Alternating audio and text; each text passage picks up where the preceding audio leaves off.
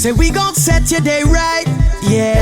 Na, na, na, na, na. We gon' turn it up nice. Na, na, na, na, na. Get ready for the time of your life. We bring the vibes and we bringing it right. We're the Brunch Bunch, doing it right, doing it right. Go we on here and we ready to bring the fire. Turn the radio up. Go we on here with the Brunch Bunch, take it higher. Turn the radio up. Go we on here and we ready. This your girl Tamera Fair on the air, and we are back in effect. And not only are we back in effect, we are affected, impacted, proud to have in the building the newly elected trustee of Maywood, Debra Vines. What's up, Deb? Good afternoon. Another hat to wear, but God gets all the glory for everything that goes on in my life. And I'm super grateful, and thank you to all that voted for me. I know so many of our listeners did because I got so many text messages, emails, smoke signals. Thank you so much to all our listeners. You guys are amazing. So now let's talk about the journey. Let's talk about it, because a lot of times we don't really get up close and personal behind the scenes with candidates and how they're feeling. Particularly, this is your first time running for office. It is. And I know that was ominous in and of itself. However, you were courageous in your fight. But I want to go deep. When it was close, when it was a close race, what were you thinking? Did you always know you were going to win? I kept saying, God, this was my prayer every day. God, I'm going to put the work in, and if you see fit for me to be trustee, I will. So myself and Melvin Lightford were tied, and we on the same ticket. So we was like, okay, if we tied, you get the seat, you appoint me, and vice versa. So we just kind of went back and forth that way. But then I prayed. I was like, God, I don't want to be appointed. I want to be elected. I want to win. People to say. So I went in the bathroom and I said that, and guess what? Somebody came in the door and said, Deborah, you won by 3. And guess what came in my spirit? By 3 votes? The Father, Son, the Holy Ghost. Oh my God. I can't get nobody to help. You better come through. Come on. I'm telling you, the Father, Son, the Holy Ghost. He was like, and then I kept hearing, I will supply all your needs. Just pray to me, love me, everything that God tells us to do. All that stuff just started coming. I got so emotional. So this one lady came in and she said, I told you was going to win. And I just put my head on her shoulder. I started just crying profusely. I couldn't stop because I couldn't believe it. I couldn't believe it, but I'm honored. I'm honored. I'm grateful.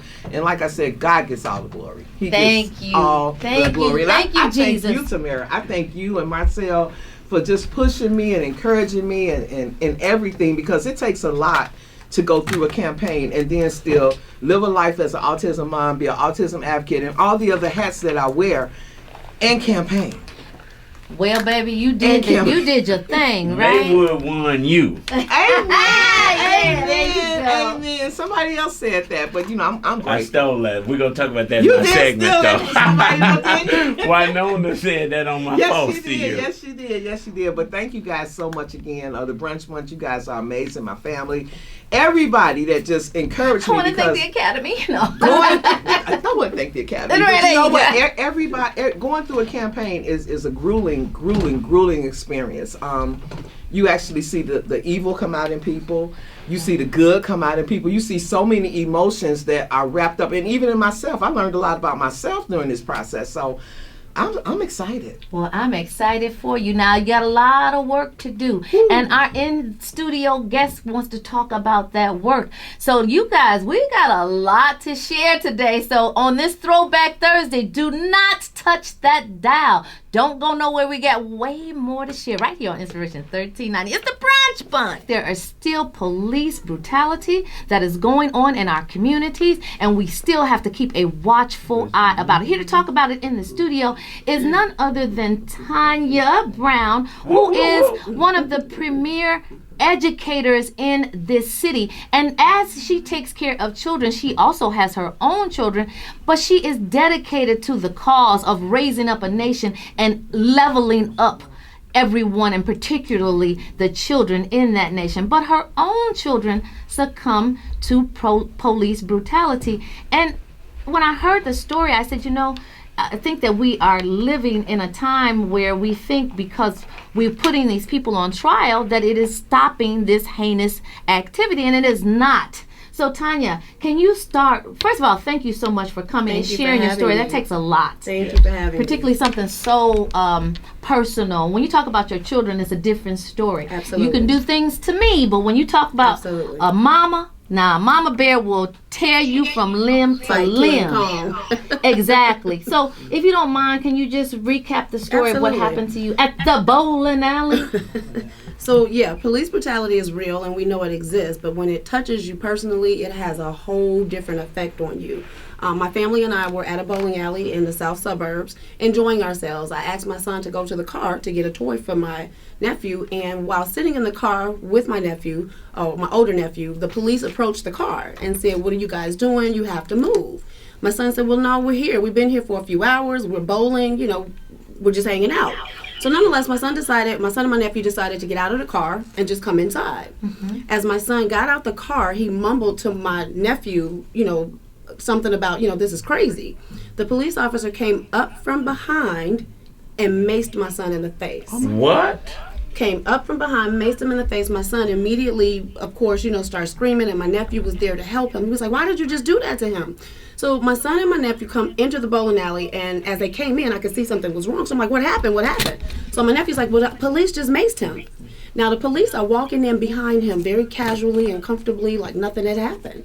Now, my son can't see, in pain, the whole 9 yards. So I approached the police officer, very emotional, and said, "Why did you mace my son? What was the reason for doing this?" And he said to me, as your son was getting out the car, he cursed. I said, "What? You do know that the First Amendment right is freedom of speech." And it just, from there, it escalated into a really, really horrible situation. But after we left, we went to the police station. And when I got to the police station, the officer that was there said to me, basically he gave me a police report number and said, "Here, you can just get a copy of the police report." I said, "Well, I'm not here for that. I asked you for a complaint form so that I can file a complaint against an officer." He's like, "This is about the bowling alley?" I said, "Well, yes, so it he'd already is." been prepped. He had been spoken to about the situation already. So I said, "Well, so are you telling me you're not going to give me a complaint form?" He said yes and walked away. Oh, so just to educate believers, and maybe you too, you can file a police report against the police. It's called a CR number. It's a criminal report. I want to know what suburb this was. Calumet City. Okay, all right. Well, that's the same. That's the same suburb that shot Stephon Watts, the police that killed the autistic boy. Mm-hmm. But here's where it gets really, really bad. You mean this ain't bad enough? No. No. What is better. really bad? First, they never interviewed my son. They never asked us any questions at all. Eventually, we get the police report, and they completely falsified what had taken place. Mm. They said that my son approached them aggressively. You maced him from behind. Mm. They said that the ambulance cared for my son. He never got in an ambulance. Mm. Everything in the report was falsified, and I say that's the worst because you had the audacity to put this in writing, and you know it's not what happened. Just lying. But God is good, and He was able to provide us with all the video footage that we need to fight this case. Amen. And I'm here because, again, we have to speak on these situations. We can't not be heard. Far too many people are not even cognizant of the rights that they have. Mm-hmm. It is against the law for that officer not to provide me with a complaint form. Mm-hmm. And I have him on video doing it. Mm. So God is good, and I'm glad my son is okay. I'm going to be your community activist on this case. I'm going to come fight with you. But you know what? My attorney is an alderman in Calumet City and was just reelected yesterday. So I'm sure he's watching, or we're going to be calling him as soon as we're done with this show. Well, the newly elected mayor of Calumet City happens to be an extended friend of the Brunch Bunch. So perhaps is that Thaddeus? Yes. I've spoken to him about this case. Oh, awesome. Thaddeus did just win. Yes. They rap too, right? Yes, he's both. Yes. And we have to have him on because that's a nuance that we have got to delve into. But yeah, he holds several hats, but all that says is that you've got more resources to tap into. But what about the people that do not have your resources? Absolutely. What about the people who just rely on the law to work in favor of the people? Those are the people that we have to speak out for. Those are the people that we have to remind or make them aware you have rights. You can fight. They may not know it, but unless we publicize the things that are taking place, it'll just continue. Yeah. I was traumatized by this. We teach our children, especially our sons, when you're approached by the police, make sure you always show your hands and don't make any sudden moves. Now I gotta tell my sons don't speak. You know what? It's been the same resources that you're speaking about. They've been here, but we're gonna go back to that old saying: is no snitching. I don't want to tell. And a lot of people are afraid to report things that the police have done because they feel like nothing's going to happen. But my encouragement is to keep going. And well, I know nothing is going to happen if nothing happens. If nothing happens, nothing, but you if have to keep advocating like she's doing. I mean, some parents just would have went home, got mad about it, complained about it to their friends. Not if they knew me, they not called an attorney, be able to do it. not called Tamera, not came on the Brunch Bunch. They would have been afraid And to that's even true. they would have been afraid to even come on radio because they're afraid of the police. They're afraid. So I commend you for stepping up for your son and being that voice for so many that have that this situation has happened to. I am grateful to God that my son is okay, and I know that there are so many mothers at home that they don't have their children anymore. Yeah. And it's important that we make this known, do whatever we have to do, speak to our elected officials. You're supposed to serve and protect, and you're out harming people, and that's not okay. That's Not okay absolutely at all. not okay. Well, you know what? If we ever needed the Lord, we sure do need him now, right now. Don't go nowhere. It's Throwback Thursday right here on the Brunch Bunch. So what's going on is we are in the season of a pandemic that has been ongoing. And of course, Tamera Fair and I, since we were one of the first to report about the coronavirus. Yes, you were. When Tamera first brought it up, I thought it was just a corona. I went and drank a 6-pack to see if I could prevent myself from getting it. But you don't drink. But I don't drink, so it didn't work. But we've been talking about how we don't want to get the vaccine. We're not getting the vaccination. But I've had a change of heart, and I publicly said that I've had a change of heart because my first lady, my pastor's beautiful wife, is a medical doctor, and I mentioned the other day that she helped save my life.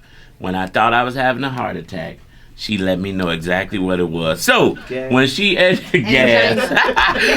she educated us about the vaccine, I said, if my first lady, who I know is a praying woman, and she's educated, says that I should get it, then I'm going to get it. So joining us today is the one and only beautiful Dr. Chandra Whitley. Dr. Whitley.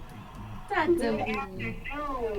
How? It's a pleasure to be here with you all. Thank you so much. We are excited to have you on. We're going to jump right in because this Saturday, Corinthian Temple and United for Better Living will be giving out free COVID vaccinations to the community. And we get a lot of callers that say they've gotten it or they're going to get it. Then we get some that are on the fence. And I want you to help the ones like Tamera that are on the fence who do not want to get vaccinated. I just want to clarify, Doc, that I'm not on the fence. I'm supplanted firmly on the ground. And I'm there with you. There you go. Wonderful, wonderful. Well, I'll just highlight a little bit about the vaccines that are currently available for everyone. There are 3 currently available vaccines. 2 of them are basically the same in terms of how they operate. And those are the Pfizer and the Moderna vaccines. Those are the ones that require 2 shots. And then there is a different type of vaccine, which is the Johnson COVID vaccine. It operates from a different mechanism than the other 2, and that one only requires 1 shot. Both types are effective in preventing severe COVID disease and preventing hospitalization. COVID disease that requires hospitalization. So in that respect, they are very much helpful against fighting against this very devastating COVID-19 disease that has come upon the land. The Pfizer and Moderna vaccines are about 94-95% effective in preventing the severe disease or hospitalization. And the Johnson & Johnson vaccine is about 67 to 70% effective in preventing COVID-19 hospitalization and severe disease. Well, that's a mouthful, and I thank you very much for breaking it down. But now, if I remember correctly, and I had callers and listeners ask me about the effectiveness of Johnson & Johnson, and you said it's between 57 and 70%. But Johnson & Johnson, or was that a different company that was in that talcum powder cancer debacle? Johnson. That was Johnson & Johnson? Okay, so I ain't getting that one. Oh my goodness. Well, Dr. Shan, so Tabby's crazy. I'm still praying. Tabby. I'm praying that God touches her mind so she can get But this she vaccine. consistent. That's what I love. I about love her. it. She ain't changing. But Dr. Shan, okay, so this Saturday, for the people who, because it's been hard to get this vaccine, for the ones who want to get it, Saturday, what's going to be going on?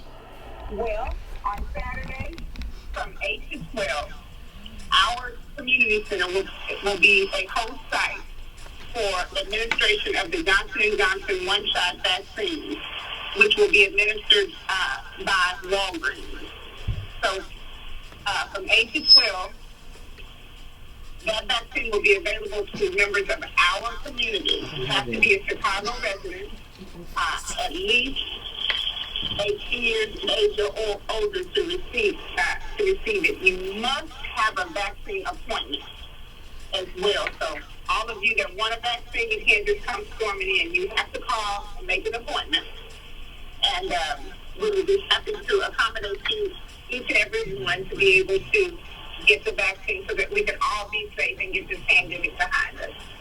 Now, Dr. Shan, thank you for that. So, listeners, if you want the vaccine, you got to call 773-261-3309. That's 773-261-3309. But I have a question. I was watching the news this morning, and Tammy, I don't know if you watched it, but the UK variant has been hitting the country extremely hard. Yes, I definitely saw Now, that. what's the difference, Dr. Shan, in the UK variant and Regular corona. well, as Trump would have said, the China flu?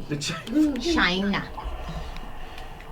What happens with any virus naturally, and this is not just unique to this COVID-19, but what happens with any virus naturally is that over time it changes. And the medical term we use is mutation. So if you hear that, that's just a fancy way of saying changes. But viruses change over time. As they infect more and more people, they tend to change. And they do that in order so that they can survive.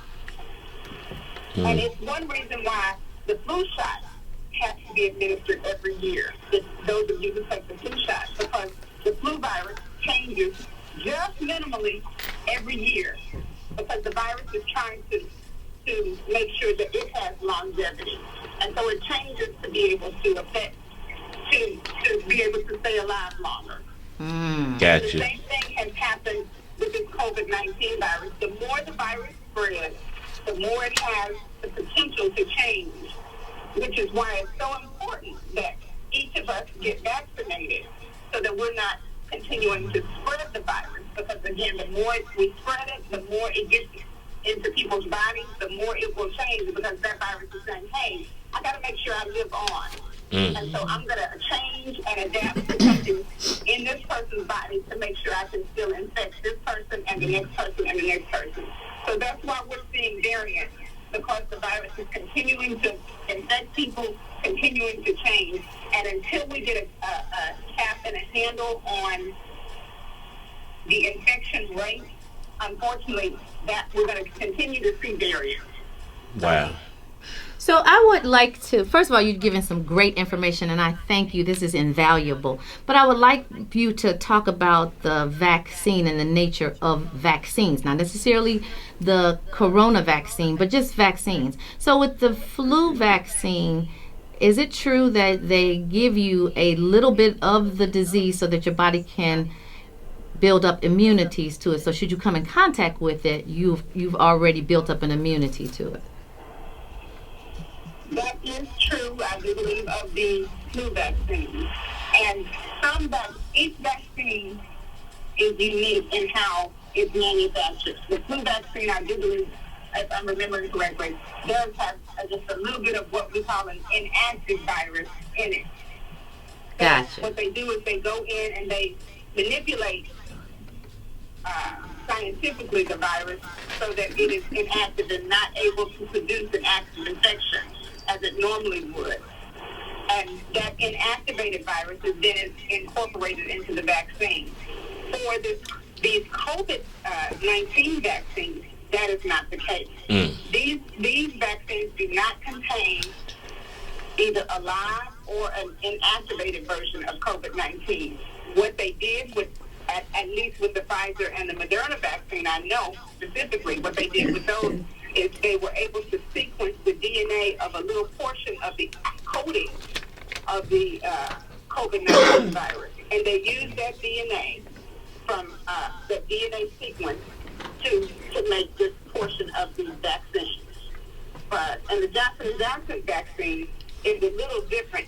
It's what we call a viral vector vaccine. So they took that little portion of DNA from the protein coding of the COVID-19 virus, and they injected it into a less harmful virus,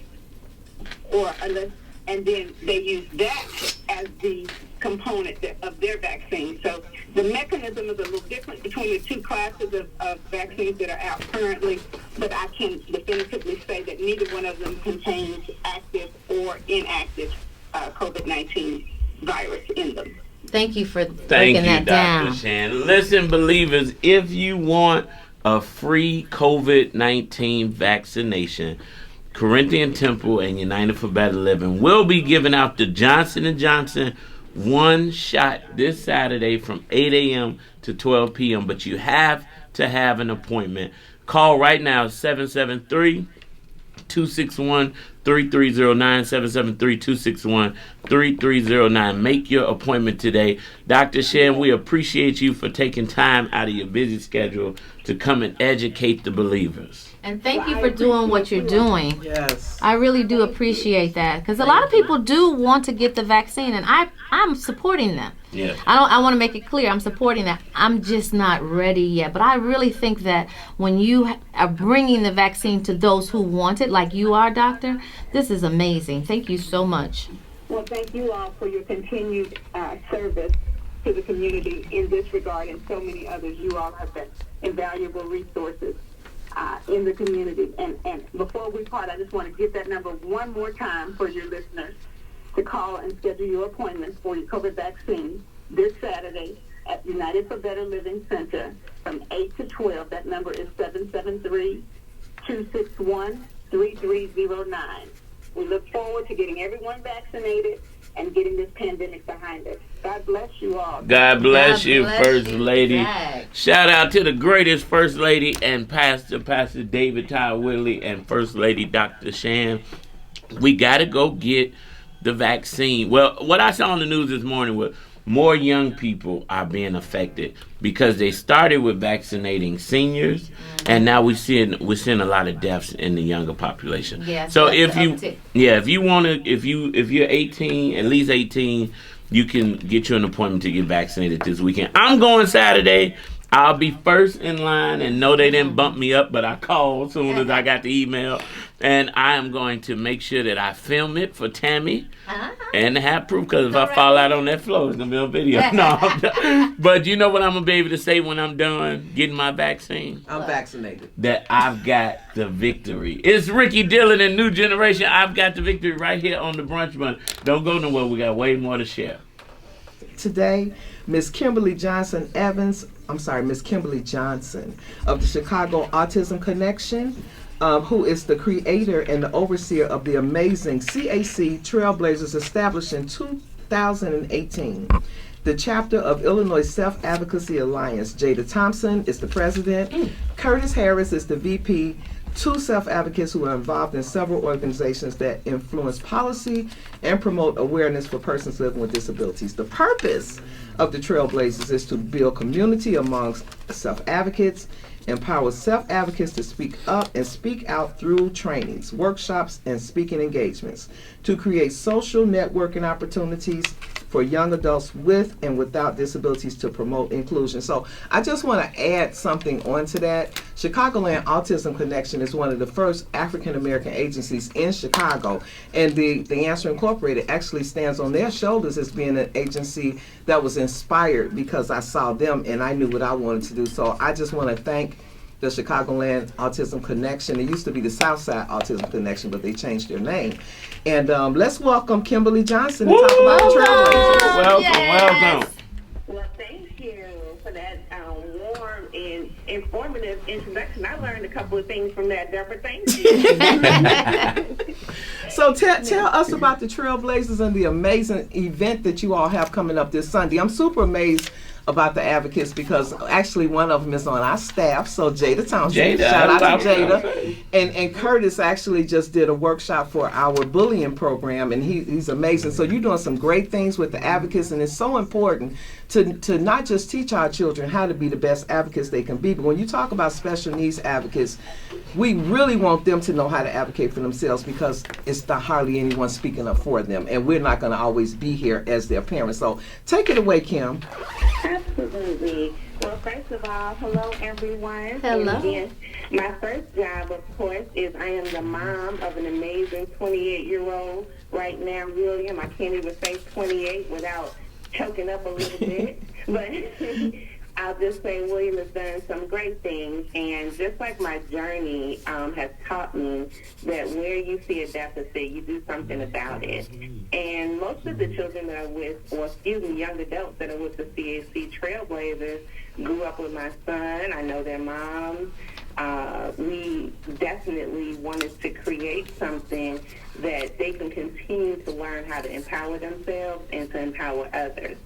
So the CAC Trailblazers, again, is pretty new. And a group of young adults came to me, and of course, what do young adults want to do? They want to have a party, they want to socialize and things like that. And so I said, well, you know what? We need to do something that's like a social event, but it's also teaching at the same time. And so I know these young adults, the two that came to me, specifically Curtis Harris and Jada Thompson, actually serve on the Chicagoland Autism Connection board. And we made that decision, I want to say about 4 years ago, because we decided who better to lead our organization than the person living with a disability. You know, their voice is primary. And a lot of times we think our parent voices are primary. Our parent voices are important. But as our young adults grow and they're able to tell us what they want, then we should be listening. And so that's what the CAC Trailblazers is all about. You know, when we talk about, I'm sorry for cutting you off, but when we talk about advocates, and I'm so happy for the advocates that you are training up, because Jason has limited language and he doesn't have the capacity to advocate for himself, and that's why it's so important for the Curtises and the Jadas and the Phillips and Big Wills to be able to speak up, because like you said, we're not going to always be here, but they can speak up for the Jasons and the Darians and all of the ones that have limited language. So I'm so grateful for you, Kim, for even starting this group and all the amazing work that the Chicagoland Autism Connection has done. So Tamera, I know you have a question. Well, yeah, I just wanted to say that I love the fact that need breeds invention, and you didn't sit on it, that you were ignited to do something, a call to action. A lot of people sit in their kitchens and they talk about, oh, woe is me. You said, oh, this is me, and this is the new me, and this is how I'm going to incorporate an action plan into my son's life. And so from your son's life, you have then opened up every son and daughter's life that is impacted and affected. So I first want to applaud you. But what is the overarching goal for the organization, and where do you see, and how are you reaching those goals? So Chicagoland Autism Connection, similar to the Answer Inc., is a family support group. And as you all know, that Debra mentioned that we were one of the first African-American support groups, and primarily on the south side of Chicago. So we're still serving that gap in equity of services and support, because there are other grassroots organizations, but the city of Chicago is so large, we really could have 10 or 11 organizations and it wouldn't be enough. For the number of people that we have in our communities that have not just autism but developmental disabilities, period. And unfortunately, because of course culture and other barriers that we face, sometimes it's hard for our parents to acknowledge. And so when we, and I want to use another word other than normalize, but when we bring awareness to it, it makes it a little easier for parents to come out and get the services and supports that they need. And so that's what we do. We offer that opportunity for parents to come into our organization and build community and relationships, because as Debra and I both know, you cannot do this alone. It's hard. It's an isolating experience to have a loved one with a disability and then try to conquer it by yourself. Yeah. You know, one thing that has been said, especially this year, is not just autism awareness, but autism acceptance as well. And, you know, we can make people aware every single day, but if they are not being accepted, they can't grow. That's true. And I'm super excited about the collaborations and partnerships that we've done thus far, and I look forward to doing even more in the future. But tell us about this great event that you have coming up on Sunday. Yes. So on Sunday, we are so honored because the final women of Beta Phi Beta Sorority Inc. have embraced us, and they provided us with a platform, and the chapter is Zymu Beta Chapter. So we just want to acknowledge them. So on Sunday, April 11th, from 2 to 3:30, we're going to have 4 of our amazing trailblazers who are going to talk about living with autism, the self-advocacy edition. And they're going to tell their story and, you know, what it's like to actually live with autism. You're going to hear some of the barriers they face. You're going to hear some of the great successes they've had. You're going to hear how they came to them. We have college graduates. We have people working full time, which is really unheard of in the community, period. A lot of our persons living with autism, young adults, are underemployed. And that's all people with disabilities, but they are severely underemployed. So you're going to hear about some people who have, including my son is going to be there, so I'm excited to hear him speak because I never know what he's going to say. Big Will to come out of the corner somewhere with something. You'd be like, oh my God, where did that come from? But I love CAC, love you, Kim. Thank you so much for jumping on this call, and we appreciate you. And I'm going to give all the glory and honor to God, who has actually given us these amazing children and to give us the strength to continue to advocate for them. So I'm going to make sure that I put the information for the event on my page and on the Brunch Bunch page as well, so that we can have 5,000 people on their call on Sunday. All right. Yeah. So let's. Our young adults, our babies. And That's right. definitely look for my page and Chicagoland Autism page as well. Absolutely. Thank you so much. Thank for you, coming, Kim. Thank you. So nice speaking with all of you. Have a wonderful day. You do You the too. same. Keep doing what you're doing. Deborah is an amazing individual, fighting this fight and staying on the wall, under the wall, on side of the wall, whatever she got to do. Build the wall. Look, Build the run wall. through walls, let's Kick down the kick walls. them down. But you are doing it, and I just want to commend you because I know it's no easy task. And Valencia said the other night, she said, you know what? Deborah has to take Jason everywhere. She said, I'm going to get Jason. Come, Valencia, what time? But you know what I was thinking when you guys were talking? That your son and William, her son, are of employable ages. And I want to reach out to all of the employers out there who are giving out jobs. Yes. Really consider young adults with autism into your selection pool because they need a chance too. God, thank you so much, Tamera, because you know what? Even when you think about somebody like Jason or others that have limited language, they still have great abilities. Like Yes. I've been teaching Jason how to label envelopes, how to shred I saw paper. that. When he comes to my office, he has to work. When he's there, he has to do something, and he can clean. He wipes off tables. So a Holiday Inn, he can fold towels. Yep. Doubletree, the guy free. Jewel. Now, one thing that I've noticed about people with different abilities, because I don't subscribe to disabilities, but people with different abilities, are more acutely aware and oftentimes, most of the time, do a better job Yes. than the ones who are what we call regular ed Yes. or normal. So I really think that we got to open up our minds when we're talking about increasing our population, increasing our employment pools to those who are employable. Well, I'm glad that you opened the door, so now I can segue into the Answer Incorporated's next venture, which is actually going to be workforce development. There you go. Yes, There that you is go. so good. I'm telling you, I was sitting there and I was watching Jason label those things, and God was like, okay, Deborah, workforce development, workforce development. So, when God speaks to me, I have to answer. Well, Thank you, Lord. I'm glad you're answering because we've had this discussion many times. Yes, we have. So trustee you elect. you can do this. You can make the. Well, yes, and so I'm so honored to be on the board of directors for the Answer Incorporated. Please join us for our 13th annual virtual autism and special needs walkathon, Saturday, May 15th, the day after my birthday, from 12 to 2 p.m. You can go to theanswerinc.org to register. I'll have a team. I'm sure Tammy's going to. No, the Brunch Bunch will have a combined There team. you go. How about that? So and Premier will have one as well. There you okay, go. there it There is. you go. So if you want to get involved with Deborah and the Answer, please Call support. 708-296-5651, 708-296-5651. And if you're out there and you're a mother and you want to join Tanya's fight, Yes. we want you to connect with Tanya because we need people to get behind her to hold these people accountable. How can they connect with you? Find me on Facebook, Tanya Brown. That's Tonja. I have posted the incident, and I ask that you go on and share it, and then we will continue this fight. Together. And we're going to share it on the Brunch Bunch soon as we get off this air. So if you can't find Tanya, go to the Brunch Bunch. We're going to share it right now. But we want to keep it going because we need to continue to support one another. When we get behind each other, things will begin to change. Absolutely. Now, when you're talking about change in the community for young people, I'm all in.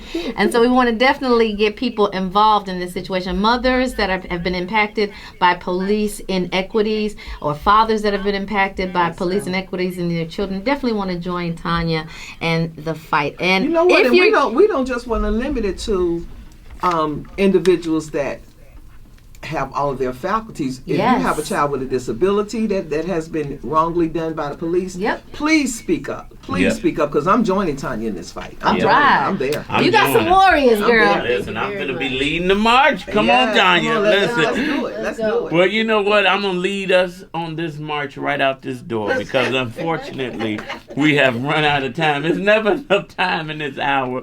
But you know what, Chicago, before we go, let me say this. You've been living here all your life. Don't let rain slow you down on these roads. Y'all made us late today. I'm so mad.